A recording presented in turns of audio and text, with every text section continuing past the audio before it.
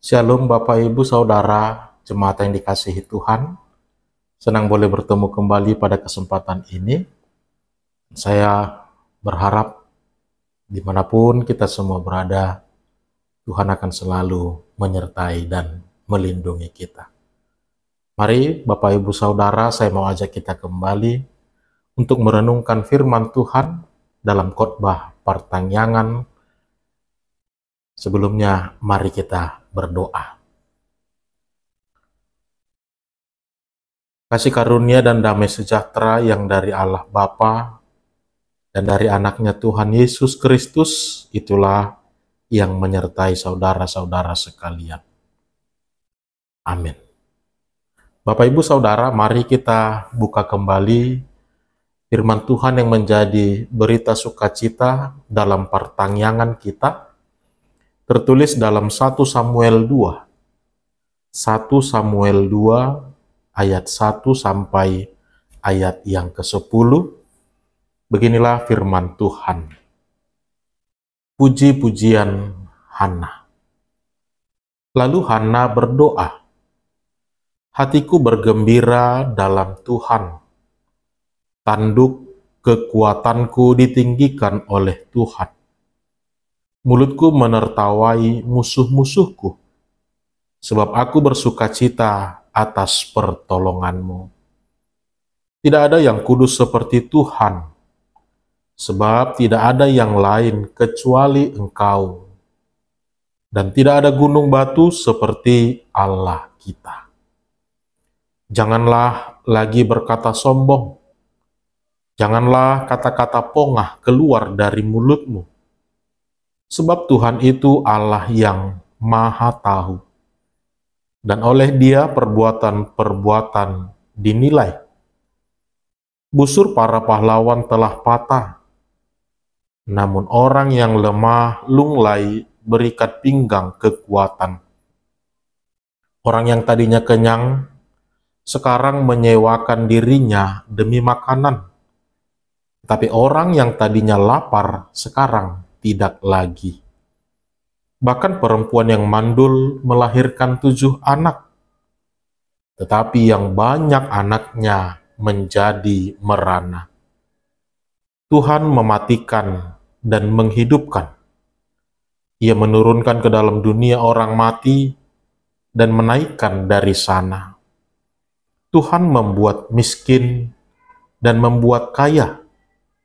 Ia merendahkan dan meninggikan juga. Ia menegakkan orang lemah dari dalam debu dan mengangkat orang miskin dari timbunan abu, untuk mendudukkannya bersama para bangsawan dan membuatnya memiliki kursi kehormatan. Sebab tiang penyangga bumi adalah milik Tuhan. Di atasnya Ia menaruh daratan. Ia menjaga langkah kaki orang-orang yang dikasihinya, tetapi orang fasik akan binasa dalam kegelapan. Sebab bukan oleh kekuatannya sendiri orang berkuasa. Orang yang melawan Tuhan akan dihancurkan. Atas mereka Ia mengguntur di langit. Tuhan mengadili bumi sampai ke ujung-ujungnya. Ia memberi kekuatan kepada raja yang diangkatnya dan meninggikan tanduk kekuatan orang yang diurapinya. Demikian pembacaan firman Tuhan. Bapak Ibu Saudara yang dikasihi Tuhan kita Yesus Kristus, 1 Samuel 2 ayat 1 sampai 10 ini merupakan puji-pujian Hana atas pertolongan Tuhan di dalam kehidupannya. Ya, bisa kita katakan, bahkan bisa kita bayangkan bagaimana betapa bergembiranya hati Hana karena Tuhan pada akhirnya menjawab doanya. Dalam penantiannya yang begitu panjang, pada akhirnya Tuhan menjawab doanya. Di tengah kesakitan yang dia alami, di tengah intimidasi bahkan cemoohan orang-orang yang mengatakan bahwa engkau telah mandul, engkau tidak akan dapat melahirkan anak. Pada akhirnya Tuhan menjawab, Tuhan membungkam seluruh mulut-mulut itu dan menyatakan bahwa bagi Tuhan tidak ada yang mustahil. Itulah sebabnya ketika Tuhan akhirnya menjawab doa Hana, dia menaikkan pujian kepada Tuhan. Dia menaikkan rasa syukurnya. Menjadi suatu kesaksian iman, menjadi suatu kesaksian iman, bagaimana Tuhan sanggup melakukan apapun, sekalipun di luar dari kemampuan manusia itu. Betapa bergembiranya Hana, betapa luar biasa hatinya, bersukacita memuji-muji Tuhan atas pertolongan Tuhan di dalam kehidupannya. Mungkin kita juga pernah mengalami hal yang sama, Bapak, Ibu, Saudara, ketika dalam penantian yang begitu lama, dengan segala usaha dan upaya yang sudah kita lakukan, bahkan ketika kita mampu bertahan dari semua sindiran, dari semua cemoohan orang-orang, ketika Tuhan pada akhirnya menjawab semuanya di dalam kuasa dan kemuliaannya, kita sudah bisa bayangkan bagaimana begitu bersukacitanya kita. Begitu luar biasanya sukacita yang kita rasakan. Bahkan tidak henti-hentinya kita akan mengatakan, terima kasih Tuhan, betapa luar biasanya Engkau, begitu besar kasih-Mu di dalam kehidupanku. Tidak bisa kita pungkiri, setiap orang pasti pernah mengalami pengalaman yang demikian. Bapak, Ibu, Saudara, setelah saya membaca kisah tentang Hana dalam ketulusannya, dalam kesetiaannya menantikan, di dalam kebertahanannya, menahan semua rasa sakit itu, menahan semua cemoohan itu, menahan semua sindiran-sindiran itu. Dengan keikhlasan, dengan ketulusan dia selalu berdoa kepada Tuhan. Saya tidak tahu Bapak, Ibu, Saudara, kalau dibandingkan dengan kehidupan yang sedang kita alami saat ini, di tengah-tengah suatu penantian panjang kita tentang apa yang kita rindukan dalam hidup kita, terlebih tentang seorang anak, saya melihat bahwa begitu luar biasanya yang diperbuat oleh Hana. Dalam doanya sepertinya dia begitu menyatu dengan Tuhan. Sepertinya ketika dia berdoa dengan melututkan, menyembahkan dirinya dengan terisak-isak, mulutnya berkata-kata, memohonkan permohonan yang begitu dia impikan, yang begitu dia nantikan. Saya tidak tahu Bapak, Ibu, Saudara, apakah masih ada orang-orang dalam ketulusannya meminta kepada Tuhan, dalam keseriusannya benar-benar merindukan hal itu. Apakah masih ada di antara kita yang melakukan sampai kepada tahapan yang demikian? Atau hanya sebatas meminta dalam doa, sekali, dua kali, tiga kali sepertinya tidak ada jawaban. Kita membiarkan begitu saja, tanpa ada tindak lanjut yang jelas, tanpa ada sepertinya besarnya kerinduan kita akan hal itu. Saya melihat bagaimana ketika Hana, dia begitu menunjukkan keseriusannya, dia begitu menunjukkan bahwa benar, hanya inilah satu-satunya yang dia nantikan di dalam kehidupannya. Hanya inilah satu-satunya yang benar-benar dia rindukan terjadi mujizat itu dalam dirinya. Bahkan tanpa dia sadari, ketika mereka berada di bait Allah, mulutnya tetap berkata-kata, berdoa, memanjatkan permohonannya itu. Sampai Eli menegur, meneriaki dia, mengatakan sepertinya dia sedang mabuk. Inilah bentuk bagaimana Hana benar-benar serius dalam permohonannya. Memang dalam kehidupan yang sedang kita jalani, Bapak Ibu Saudara, terlebih tentang kehadiran seorang putra atau putri di tengah keluarga kita. Sebagai manusia, siapapun pasti akan merindukan kelahirannya. Siapapun pasti merindukan kehadirannya di dalam keluarga kita. Karena apapun ceritanya sebagai manusia biasa, itulah menjadi sebuah gambaran tentang kesempurnaan di dalam sebuah rumah tangga yang kita jalani. Saya mau katakan Bapak Ibu Saudara, benar, ada banyak yang bisa kita lakukan untuk meminta dan memohon kepada Tuhan.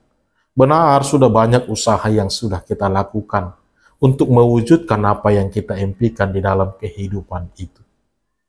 Tapi setelah membaca perikop ini, saya mau bertanya, apakah sudah sampai kepada tahapan yang demikian, yang menunjukkan bahwa betapa seriusnya engkau merindukan itu, betapa benar engkau sangat-sangat mendambakan hal itu terjadi. Lihatlah Hana dalam doanya, bahkan dalam saat-saat teduhnya, dalam syafaat-syafaat yang selalu dia naikkan kepada Tuhan. Tanpa terasa air matanya mengalir, tanpa terasa dia terisak-isak karena begitu merindukan kehadiran seorang anak di tengah-tengah keluarganya. Saudara-saudara, bukan mau mengatakan bahwa benar ketika semua orang melakukan itu pasti akan dijawab Tuhan, karena pasti tentang doa dan harapan itu semuanya dikembalikan di dalam kehendak dan kuasa Allah. Tapi saya mau mengatakan bahwa apakah sudah sampai kepada tahapan yang demikian keseriusan kita, keinginan kita, besarnya harapan kita untuk memintakan, memohonkan itu kepada Tuhan? Ataukah masih hanya sebatas, ya, hal-hal yang biasa, yang belum menunjukkan keseriusan dan kerinduan yang begitu mendalam dari dalam kita? Maka tidak ada salahnya dengan mencoba. Mari coba minta dengan hati yang benar-benar berserah kepada Tuhan, hati yang benar-benar merindukan itu. Yakinkan bahwa Tuhan akan memberi ketika kita minta di dalam penyerahan total kepadanya. Suatu sukacita yang luar biasa. Dan kita kembali melihat dalam 1 Samuel 2 ayat 1 sampai 10 ini. Hana kemudian menaikkan puji-pujian kepada Tuhan. Sekaligus menjadi suatu kesaksian iman, sekaligus menjadi suatu komitmen di dalam kehidupannya. Saya menemukan ada beberapa hal yang mungkin menjadi perenungan bagi kita, kabar baik bagi kita, untuk tetap bertahan dalam setiap permohonan-permohonan dan penantian kita itu, terlebih ketika Tuhan telah menggenapinya di dalam kehidupan kita. Yang pertama saya lihat belajar dari Hana, yaitu dia dengan serius, dengan tekun, bahkan tak pernah henti-hentinya memintakan itu kepada Tuhan. Baik dalam saat teduh pribadinya, baik dalam doa-doa syafaatnya, baik dalam doa bersama dengan suami, dengan orang-orang yang dia cintai untuk mengharapkan suatu kehadiran seorang anak. Lihatlah bagaimana dia begitu serius, bagaimana dia begitu tekun, bahkan bisa kita katakan inilah yang menjadi gambaran bahwa bukan hanya karena sebatas kebutuhan saja, untuk menaikkan status saja, tapi benar kecintaannya, kerinduannya untuk memiliki seorang anak, dia nyatakan dari keseriusannya. Dia nyatakan dari bagaimana dia sampai membangun hubungan yang baik dengan Tuhan. Saudara-saudara yang dikasihi Tuhan kita Yesus Kristus, tidak ada salahnya memang ketika kita harus mencoba hal-hal yang didasari dari firman Allah. Benar, tidak ada yang mustahil di hadapan Tuhan, tapi ketika semuanya dikembalikan pun bahwa kembali kepada kehendak Allah, itu pun tidak menjadi alasan bagi kita untuk tidak menunjukkan keseriusan kita. Kalau benar itu menjadi suatu kerinduan kita, tunjukkan di hadapan Tuhan. Kalau benar itu yang menjadi kerinduanmu, hanya itulah yang engkau nantikan selama ini dalam hidupmu, tunjukkan dengan keikhlasan, dengan ketulusan, dengan kerendahan hatimu di hadapan Tuhanmu. Mintalah kepadanya, mintalah dengan iman, mintalah dengan ketulusan, mintalah dengan iman yang mengatakan bahwa Tuhan akan memberikan kepada kita. Tidak henti-hentinya dia meminta, tidak pernah dia berhenti untuk memohonkan doa-doa itu. Sekalipun ketika dia sedang duduk-duduk, dia selalu berkata-kata dalam doa dan permohonannya. Hingga pada akhirnya Tuhan melihat ketulusan hati Hana, pada akhirnya Tuhan menjawab iman Hana itu dengan memberikan Samuel menjadi anak mereka. Yang kedua, kita melihat dalam perikop ini berbicara tentang Hana, Elkana, dan Penina, bahkan sampai kepada Samuel. Saya mau mengatakan bahwa ada begitu banyak orang yang pada saat ini ibarat kata seperti kacang lupa akan kulitnya. Kacang lupa akan kulitnya. Benar ketika kita meminta, benar ketika kita mengharapkan sesuatu itu terjadi dalam hidup kita. Begitu luar biasanya cara kita meminta kepada Tuhan. Begitu tulusnya kita meminta kepada Tuhan. Hingga pada akhirnya ketika Tuhan menyempurnakan, menggenapinya semuanya di dalam hidup kita. Tapi pada akhirnya setelah semua terpenuhi dengan baik, kita menjadi melupakan Tuhan di dalam kehidupan kita ini. Kita akhirnya seperti lupa kacang akan kulitnya. Bukan sesuatu hal yang rahasia umum Bapak Ibu Saudara. Kita sering memberikan alasan di tengah-tengah semua kesempurnaan yang diberikan Tuhan. Kita sering menjadi meninggalkan Tuhan. Bahkan sering kita menjadikan alasan tidak beribadah hanya karena sibuk bekerja, tidak beribadah hanya karena sibuk mengurus usaha, tidak beribadah hanya karena sibuk mengurusi segala sesuatu yang diberikan Tuhan kepada kita. Padahal kita ingat bagaimana tadi ketika semua itu belum ada diberikan kepada kita, begitu besarnya waktu kita berikan kepada Tuhan. Tapi mengapa ketika semua telah dipenuhi oleh Tuhan, kita menjadi menjauh, kita lupa akan dari mana semua itu berasal. Hana memberikan suatu teladan, benar, dia memiliki nazar. Ketika Allah menggenapi semua itu, dia akan mempersembahkan Samuel menjadi hamba Allah. Dan memang itu nyata, dia kemudian memberikan Samuel kepada Eli untuk dididik dan diajar dalam pengajaran iman yang luar biasa. Hana tidak lupa dengan apa yang dia pernah katakan. Hana tidak pernah meninggalkan Tuhan sekalipun apa yang dia nantikan dijawab oleh Tuhan. Dalam puji-pujian Hana ini kita menemukan sebuah kesaksian yang luar biasa tentang apa yang terjadi di tengah-tengah dunia ini. Ketika Tuhan bisa memberi, maka sebaliknya Tuhan juga pasti bisa mengambilnya. Ketika Tuhan bisa menurunkan, maka pasti Tuhan bisa juga menaikkan.